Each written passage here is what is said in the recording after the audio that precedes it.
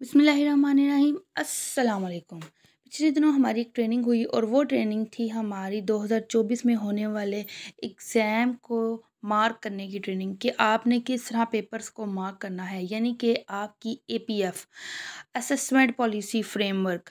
इसमें पहले ये पेपर्स 5 और 8 क्लास के पैक के अंडर होते थे, पंजाब एग्जामिनेशन कमीशन, लेकिन उसके रिज़ल्ट बहुत बोगस आने लग गए। उसकी वजह से इन्होंने इसको चेंज करके एसबीए में कन्वर्ट कर दिया, यानी कि स्कूल बेस्ड असेसमेंट। इसमें एलएसबी यानी कि लार्ज बेस असेसमेंट होती है, जिसमें कुछ स्कूल्स को सिलेक्ट किया जाता है और बाकी सब स्कूल्स अपने अपने स्कूल्स के अंदर ही नर्सरी से लेकर 1 से लेकर 5 क्लास तक एग्ज़ाम लेते हैं।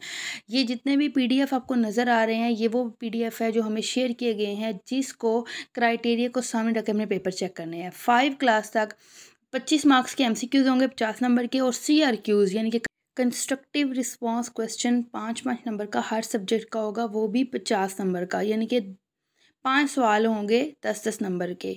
इस तरह 100 मार्क्स का पेपर होगा प्राइमरी लेवल का और 100 मार्क्स का पेपर होगा एलिमेंट्री लेवल का। उसमें क्या होगा, 32 नंबर के एमसीक्यूज़ होंगे 48 मार्क्स के। ईच एमसीक्यूज़ कंटेन 2 मार्क्स और 5 मार्क्स के 5 क्वेश्चन होंगे 10 मार्क्स के, वो भी होंगे 52 नंबर के। एलएस से सबसे ऊपर है, यानी कि लार्ज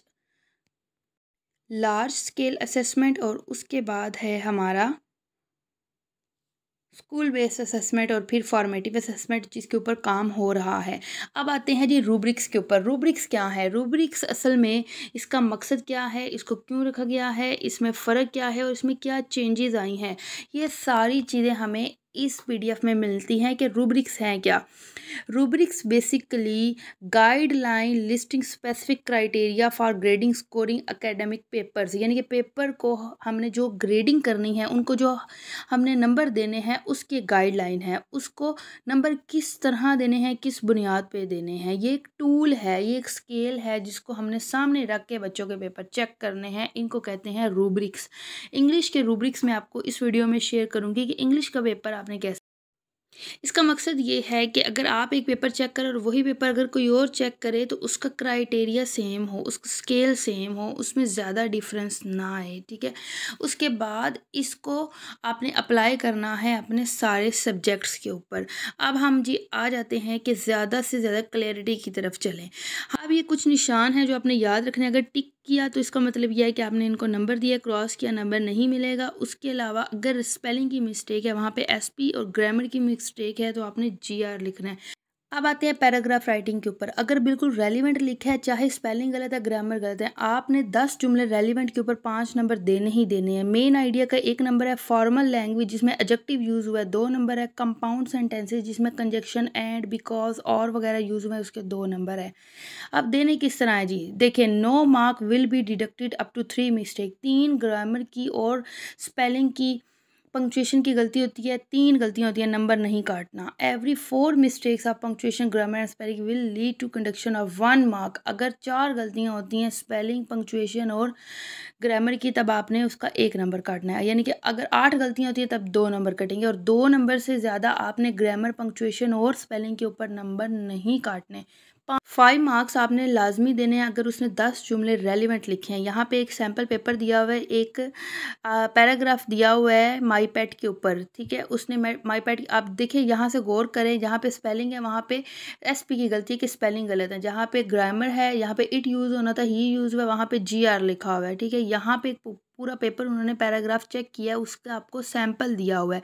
आपको नज़र आ रहा है किस तरह आपने मार्किंग करनी है, बिल्कुल इसी तरह आपने मार्किंग करनी है। 5 नंबर रेलिवेंट के दे दिए हैं, 1 नंबर उन्होंने फॉर्मल का दे दिया है, 2 नंबर उन्होंने, 1 नंबर मेन आइडिया का, 2 नंबर फॉर्मल के, और 1 नंबर उन्होंने माइनस किया है, वो है जी कंपाउंड का। ये बने 9 नंबर। इसमें से कंपाउंड सेंटेंस कम था, -1 करके 8 नंबर दिए। अब ये नेक्स्ट देखिए एग्जाम्पल, इररेलेवेंट पैराग्राफ, बिल्कुल ही पैराग्राफ किसी और चीज़ के बारे में है और पूछा किसी और चीज़ में। इररेलेवेंट के 0 मार्क्स हैं, ठीक है। चाहे 10 लाइनें ठीक लिखी हैं, करेक्शन है, लेकिन 0 मार्क्स हैं। अब आते हैं जी हमारे लेटर के ऊपर। लेटर हमने किस तरह चेक करना है? लेटर को हमने इस तरह चेक करना है कि सबसे पहले हमने देखनी है उसमें एड्रेस है, 1 नंबर देना है।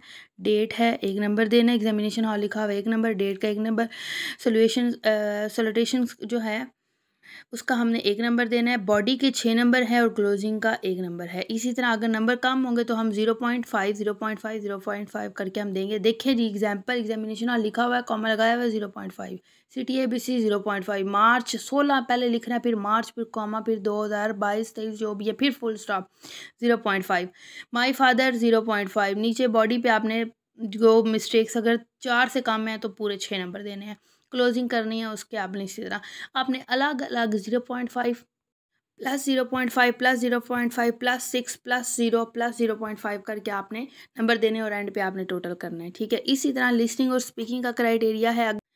अगर आपने सारी इंस्ट्रक्शन बताई हैं उसके बाद जब बच्चे ने आंसर दिया है स्पीकिंग टेस्ट में, तो उसने अगर सही जुमले बताए हैं, रेलिवेंट सेंटेंस के 2 नंबर है और 5 क्वेश्चन है। अगर उसने सारे सही दिए हैं तो 10 नंबर पूरे मिलेंगे। लेकिन अगर उसकी ग्रामर की गलती हुई है तो आपने उसको 4 गलतियों के ऊपर आपने 1 नंबर काटना है। इसी तरह पैराग्राफ है, आपने 60 सेकेंड के ऊपर 1 मिनट के अंदर वो पैराग्राफ बच्चे ने पढ़ना है और 1 मिनट के अंदर उसकी जितनी भी गलतियां हैं आपने उनको काउंट करना है और फिर आपने उसकी रीडिंग का जो पेपर है उसके आपने मार्किंग देनी है।